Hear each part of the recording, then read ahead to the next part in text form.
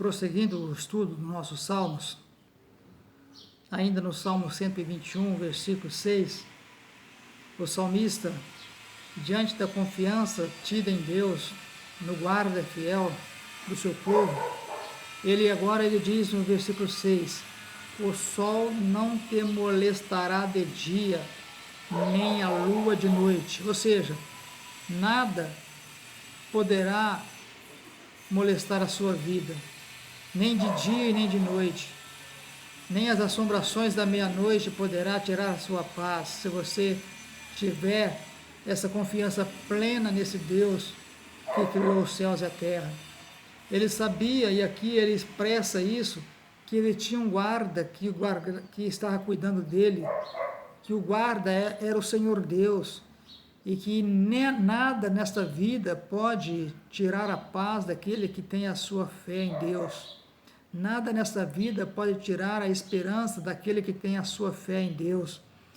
Não importa a hora do dia ou da noite, sol nenhum, por mais escaldante que seja, sol algum, por mais quente que esteja, vai molestar, vai tirar a paz do crente, vai tirar a paz daquele que confia em Deus.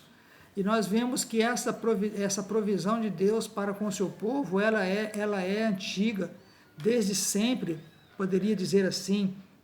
Quando Deus tirou Israel do Egito e os fez caminhar por 40 anos dentro de um deserto, de um calor escaldante durante o dia e de um frio terrível durante a noite, porque a vida no deserto é assim, muito quente de dia, 50 graus de dia, e à noite vai abaixo de zero. Então, quando Deus leva Israel para o deserto, para a conquista da terra de Canaã, sabendo que eles teriam que enfrentar isso, o perigo do dia e o perigo da noite, o que Deus fez? Lá em Êxodo capítulo 13, versículo 21, olha o que Deus fez. E o Senhor ia adiante deles. Veja que além de tudo, Deus ia caminhando com eles, e o Senhor ia adiante deles. De dia, numa coluna de nuvem, para os guiar pelo caminho, e de noite, numa coluna de fogo, para os alumiar, para que caminhassem de dia e de noite. O que eu quero dizer com isso? É que lá na caminhada do deserto, no sol escaldante, como eu disse, durante o dia, tinha uma nuvem que cobria o sol, que trazia frescor para aquela multidão de quase, ou aproximadamente 5 milhões de pessoas, uns dizem, outros dizem 3, mas não importa qual era a quantidade, importa que havia uma grande multidão, só de homens de guerra era 603 mil homens, fora as mulheres e as crianças.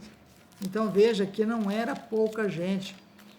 E esta nuvem, veja que tamanho de nuvem que era, para trazer sombra para uma multidão que caminhava no deserto, para que eles não viessem morrer de calor no deserto durante o dia. Tinha uma nuvem que cobria. E eu, de vez em quando caminho aqui pela nossa cidade de Marília, que é bastante quente, quando o sol está bem forte, a gente fica procurando uma sombra para se esconder. E quando aparece uma nuvem que cobre o sol, que gostoso, que frescor, que alívio que nós sentimos quando uma nuvem passa na frente do sol e traz aquela sombra para nós naquele calor escaldante. Então era isso que Israel experimentava no deserto, era isso que Israel vivia no deserto, esta tranquilidade, este frescor, este alívio de não precisar lidar com o sol escaldante, porque Deus colocava todos os dias uma nuvem sobre o acampamento de Israel, para que o sol não os castigasse demasiadamente ou nada, para que eles tivessem alívio do sol escaldante do deserto. E à noite Deus fazia também a mesma coisa. Deus colocava uma nuvem, uma coluna de fogo, que além de clarear o caminho, para eles caminharem de dia e de noite, ainda servia para aquecê-los do frio do deserto. Como eu disse, no deserto chega abaixo de zero a temperatura nas noites. todas as noites. E como eles tinham que caminhar todos os dias, ou ficar acampado vários dias no deserto, eles precisavam da nuvem e precisavam da coluna de fogo. Aí o salmista, talvez lembrando disso, ele fala no versículo 6, o sol não te molestará de dia, nem a lua de noite, porque o guarda de Israel vai enviar a proteção para você durante o dia, mas vai enviar também a proteção para você à noite. No Salmo 91, diz assim, aquele que habita no esconderijo do Altíssimo, à sombra do Onipotente descansará. Ou seja, quem é esse esconderijo? Quem é o esconderijo do Altíssimo? É Jesus. A Bíblia diz que nós estamos escondidos com Cristo em Deus. Cristo é o nosso esconderijo. Todos aqueles que aceitam a Jesus como Senhor e Salvador estão escondidos sob a proteção de Deus, sob a sombra do Onipotente, está descansando. Aquele que habita no esconderijo do Altíssimo, à sombra do Onipotente descansará. É isso, segurança. É segurança. Estar em Jesus é estar em segurança. Ter Jesus na vida é ter segurança, é ter convicção de que, independente do dia, da hora do dia ou da noite, nós estamos protegidos, nós estamos guardados, nenhum mal nos atacará, nenhum mal nos sucederá, nada virá tirar a nossa paz, nada virá tirar a nossa alegria, a nossa esperança. E eu vou repetir, isso não quer dizer que nós não, nós não venhamos a passar por problemas, por dificuldades, não é isso. Isso não quer dizer que nós não estamos sujeitos a acidentes, a coisas dessa natureza, não é isso. Estar confiado e descansado, estar descansando à sombra do Onipotente, significa dizer, eu estou em Cristo. Por isso, aconteça o que acontecer comigo, nada tira a minha paz, nada tira a minha esperança, porque eu sei que ainda que eu venha perecer fisicamente, mas aí eu tenho a certeza e a convicção de que a minha alma está descansada no Senhor. A minha alma está protegida por Deus. A minha alma está guardada por Deus. Por isso, não importa o que aconteça durante o dia, não importa o que aconteça durante a noite. Nos dias de hoje é comum bandidos assaltarem na hora, qualquer hora do dia. Qualquer hora do dia. Não tem mais isso, que antigamente era só no silêncio da noite, na escuridão da noite que se fazia assalto. Não, hoje se assalta a qualquer dia, a qualquer hora do dia. E aí o salmista ele fala, nada vai me molestar, nem de dia e nem de noite, porque eu tenho um guarda que cuida de mim. O Senhor é o que me guarda. O Senhor é a minha sombra, a minha direita. Por isso eu não me preocupo. Por isso eu sei que nada que ocorra durante o dia ou a noite pode tirar a minha paz, porque eu estou escondido com Cristo em Deus. No versículo 7 ele fala, o Senhor te guardará de todo mal, Ele guardará a tua alma. Guardar de todo mal aqui significa o mal maior, que é perder a salvação, que é a morte espiritual. Se nós estamos em Cristo, essa morte espiritual não fará parte em nossa vida. Nós não passaremos por ela. Se nós estivermos em Cristo, este mal, que é a segunda morte, como diz as Escrituras, não virá sobre nós, porque nós estamos guardados por Jesus. Jesus é o nosso guarda, Jesus é o nosso protetor, Ele é o nosso general de guerra, que guerreia as nossas guerras, as nossas pelejas. Se nós fizermos como Davi, colocarmos nas mãos dele, nossas guerras serão vencidas, como Davi venceu todas as suas guerras que ele enfrentou, porque ele guerreava as guerras do Senhor. Então, o Senhor te guardará de todo mal. Vou repetir. O guardar de todo mal aqui não é de males aqui desta vida, não é de doenças, por exemplo. Deus guarda também dessas coisas, mas nós estamos sujeitos a ficar doentes. Nós estamos sujeitos a Covid-19, nós estamos sujeitos a ataques cardíacos, nós estamos sujeitos a infarto, nós estamos sujeitos ao câncer, nós estamos sujeitos às mais variadas doenças que estão aqui neste mundo, que assolam essa terra. E o Senhor pode nos guardar dela, mas ainda que Ele não nos guardar, ou ainda que nós venhamos ser vítimas dessas coisas, desses males, de uma coisa nós temos certeza: Ele guardará a nossa alma. A nossa alma ninguém pode tocar, a nossa alma ninguém pode destruir. Só tem um que pode destruir a nossa alma, que além de nós é o próprio Deus. E Ele não destrói porque Ele quer, mas Ele destrói porque nós damos motivo para isso, ou daremos motivo para isso. Há uma passagem, eu vou ver se eu encontro aqui, que Jesus disse isso, que nós devemos temer aquele que pode lançar no inferno não só o corpo, mas também a alma.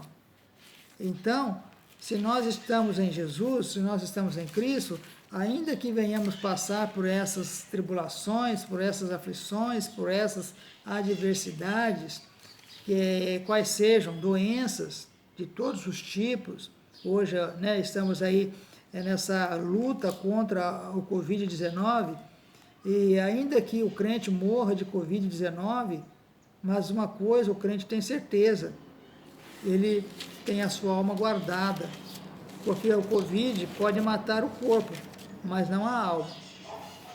O Covid pode prejudicar os nossos pulmões, mas não a nossa fé. O Covid pode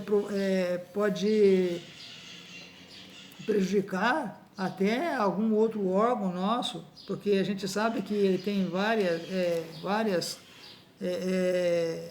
diversas situações que ele provoca na vida da pessoa, em diferentes situações que são provocadas pelo Covid-19, mas o que nós sabemos é o seguinte, que não importa o que venha sobre nós, o que o Covid possa provocar no nosso estado físico, na nossa vida física, uma coisa nós sabemos, ele não pode atingir a nossa alma, ele não pode atingir o nosso espírito. Por quê? Porque só quem pode fazer isso é Deus. Só Ele. E eu quero dizer para você uma coisa. Não é esse o desejo de Deus. O desejo de Deus é que todos os homens se salvem e cheguem ao conhecimento da verdade. Mas o próprio homem, ele permite ou ele escolhe o caminho que ele quer seguir. O próprio homem, ele decide o que ele quer fazer. Então, a escolha é nossa. Embora eu estou dizendo que só Deus pode atingir a nossa alma, lançar a nossa alma no inferno, como diz a Bíblia, mas não é esse o desejo de Deus. Não é esta a vontade de Deus. A vontade de Deus, como eu disse, é que todos os homens se salvem e que todos cheguem ao conhecimento da verdade. Todos cheguem ao conhecimento da verdade. E o que é chegar ao conhecimento da verdade? É conhecer Cristo, é conhecer Jesus. Jesus é a verdade. Jesus é o caminho, Jesus é a verdade, Jesus é a vida. Foi ele mesmo que disse lá em João 8, no 14,6, eu sou o caminho, a verdade e a vida. Então, nós precisamos atentar para isso e sabermos, como o salmista, que nós temos um guarda que nos guarda de todo mal, e o principal mal que ele nos guarda é do inferno, da segunda morte. Nós temos um guarda que guarda a nossa alma está nas mãos dele, e ele nos guarda, ele nos livra, ele nos protege, ele nos dá o escape para situações difíceis, ele nos ajuda nas horas difíceis, nas horas de dificuldades. Então, nós precisamos saber disso e confiar inteiramente nesse guarda, nesse Deus, que nos guarda de todo mal e que também guarda a nossa alma. Ele diz, ele guardará a tua alma. Ainda que o seu físico não seja guardado, mas a tua alma estará guardada. E aí ele encerra no versículo 8 dizendo, o Senhor guardará a tua entrada e a tua saída, desde agora e para sempre. Aqui nós podemos fazer algumas interpretações desse versículo, o Senhor guardará a tua entrada e a tua saída. Pode estar relacionada ao peregrino, que quando sai de casa, quando entra em Jerusalém e quando sai de Jerusalém voltando para a sua casa. O Senhor vai guardar a entrada dele em Jerusalém e vai guardar também a sua saída, o seu retorno para casa. Podemos também interpretar como a nossa vida. O Senhor, quando nós vimos ao mundo, Ele guardou a nossa entrada no mundo. E Ele vai guardar também a nossa saída deste mundo. É uma outra interpretação que podemos fazer. O Senhor guardará a tua entrada. Quando entramos no mundo, Ele guardou a nossa entrada. Ele vai guardar também a tua saída, desde agora e para sempre. Então, guardar a nossa saída significa o quê? Que se nós estivermos em Cristo, estamos mais do que seguros, estamos mais do que guardados. A nossa entrada já foi guardada porque Ele nos trouxe ao mundo e nos deu vida até aqui.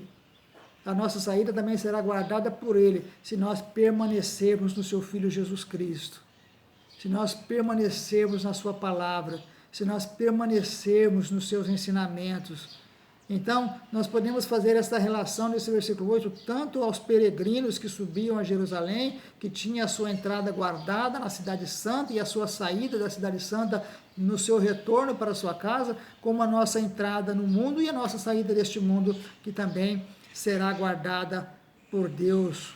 E aí ele diz, ele complementa, desde agora e para sempre. Por que desde agora?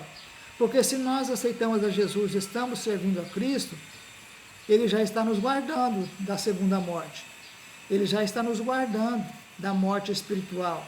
E se nós continuarmos servindo a Ele, Ele nos guardará para sempre. O que significa isso? Vida eterna. Viveremos para sempre com Ele. O que significa isso?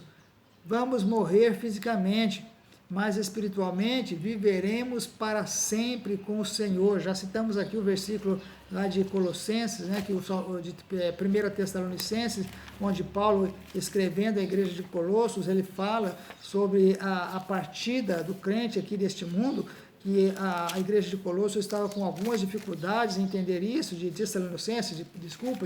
Tessalônica, estava com alguma dificuldade em entender isso. Lá no capítulo 4 da primeira carta aos Tessalonicenses, ele diz, olha, irmãos, eu não quero que sejais ignorantes acerca dos que já dormem. O que significa os que já dormem? Dos que já morreram.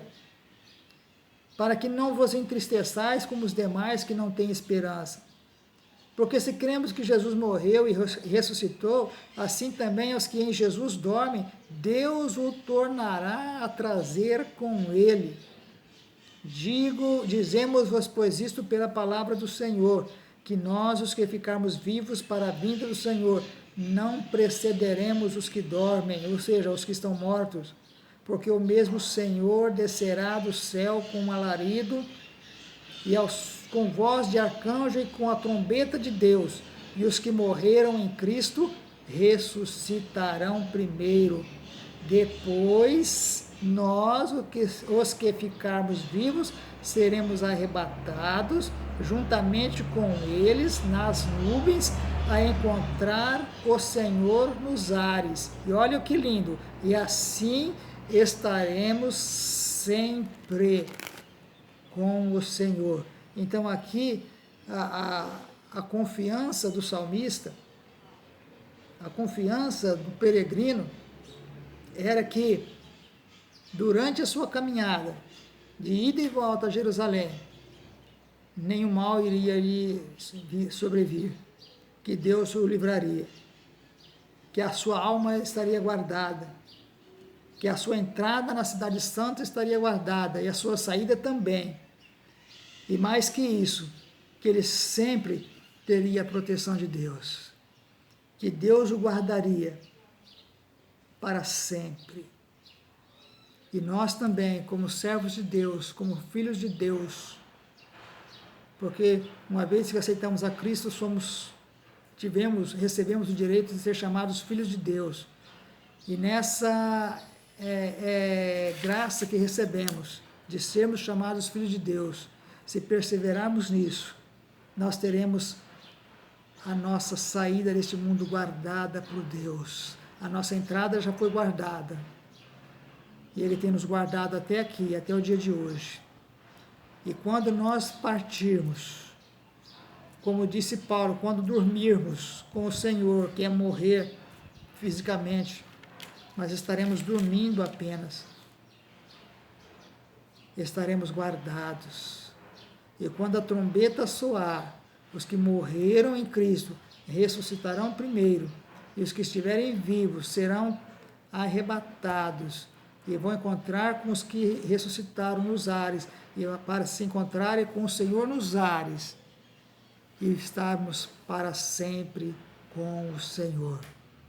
Que segurança, que convicção, que esperança linda é essa do crente, de saber que a sua vida e a sua alma está guardada por Deus, está escondida com Cristo em Deus, e ninguém pode tocar nela, ninguém pode tocar no servo de Deus, ninguém pode tocar na alma do Filho de Deus. Me veio à memória agora a vida de Jó. Todos nós conhecemos o testemunho da vida que Deus dá de Jó. Viste lá o meu servo Jó? Ele disse para Satanás, porque não há na terra homem igual a ele, fiel, sincero e que se desvia do mal. E aí, o que o diabo falou para Deus? Também tem tudo, não lhe falta nada, quem é que não te serve desse jeito? Aí Deus falou para ele, eu me lembrei disso agora e eu vou ler aqui para vocês, no capítulo 1 de Jó. Aí Deus disse para ele, olha o que o diabo respondeu para Deus, porventura não o cercaste tu de bens a ele e a sua casa e a tudo quanto tem? A obra de suas mãos abençoaste e o seu gado está aumentando na terra. Aí ele desafia Deus, mas estende a tua mão e toca-lhe em tudo quanto tem e verás se não blasfema de ti na tua face. Aí Deus falou para ele, eis que tudo quanto tem está na tua mão, somente contra ele não estendas a tua mão. E Satanás saiu da presença de Deus, ou seja, Deus falou para ele, tudo que Jó tem de bens materiais está nas tuas mãos. Pode acabar com tudo, só não mexe com ele. Porque só quem tem poder sobre a vida é Deus. Aí na segunda vez que o diabo volta, e Deus fala de novo, o meu servo Jó, no capítulo 2 já, de novo. Aí Deus fala assim no capítulo 2, versículo 3. E disse o Senhor a Satanás: observaste o meu servo Jó?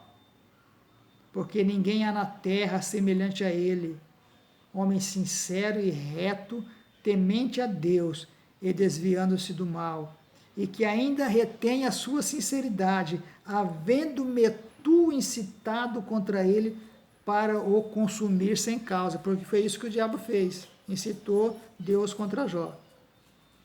Aí o diabo respondeu para Deus: pele por pele, e tudo quanto o homem tem dará pela sua vida.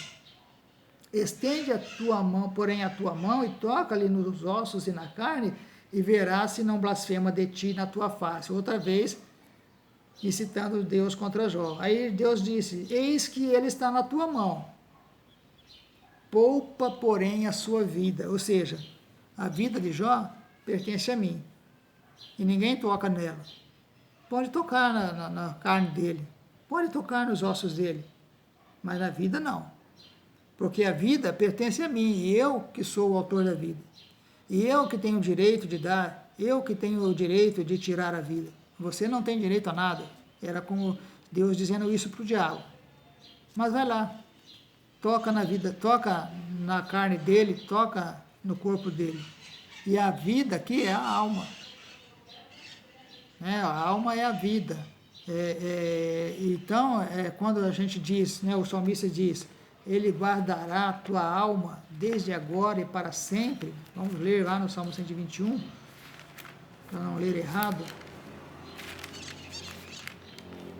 O Senhor guardará a tua entrada e a tua saída desde agora e para sempre. Ou seja, a vida do crente, a vida de quem serve a Deus, é guardada por Deus, não é guardada por qualquer um. É Deus o guarda da nossa vida. É Ele que nos guarda, é Ele que nos livra. E aí, ele dá esta prova quando permite que o diabo toque na carne de Jó, nos ossos, que aí ele feriu Jó com feridas. Há quem diga que foi com a lepra, e ele se coçava com um caco de telha, de tanto a aflição que ele sofreu, mas a vida de Jó foi poupada, porque Deus não permitiu que o diabo tocasse na vida de Jó. Deus não permitiu. E Deus não permite que o diabo toque na nossa vida. Ele pode até tentar, mas ele não vai conseguir. Ele pode até tentar, mas ele não consegue se nós estivermos com a nossa vida entregue inteiramente nas mãos de Jesus. Nada pode nos tocar. Em Mateus 12:5, Jesus disse assim: mas eu vos mostrarei a quem deveis temer. Temei aquele que depois de matar tem poder para lançar no inferno. Sim, vos digo, a esse temei. Aqui está dizendo, que para não temer os homens, para os discípulos não temerem os homens, mas temer a Deus. Que depois de matar a carne, depois de matar, ele pode lançar a alma no inferno. Então, irmãos, eu termino aqui o Salmo 121, o segundo degrau. E não só no sentido material, físico, mas o segundo degrau espiritual, onde o peregrino sobe lá de baixo da angústia que passava, do sofrimento em que estava. Ele agora, no Salmo 121, ele já está com o coração cheio de confiança, cheio de esperança e cheio de certeza de que ele tem um guarda fiel na sua vida, que guarda ele em todo o seu caminho. E assim, nós também temos um Deus que guarda a nossa vida, que cuida de nós, que se preocupa conosco. Que Deus abençoe a todos vocês, em nome de Jesus. Que você tenha um final de semana abençoado por Deus. E que estas palavras sirvam para você subir um degrau na presença de Deus. Um degrau na sua vida espiritual. O degrau da fé, o degrau da confiança. O degrau de que da certeza de que você tem do seu lado um Deus que está o tempo todo cuidando de você, olhando para você, e que nada deste mundo poderá tirar a sua paz, poderá te molestar, porque o teu Deus tem cuidado da sua vida e cuidará até o fim. Deus abençoe a todos em nome de Jesus.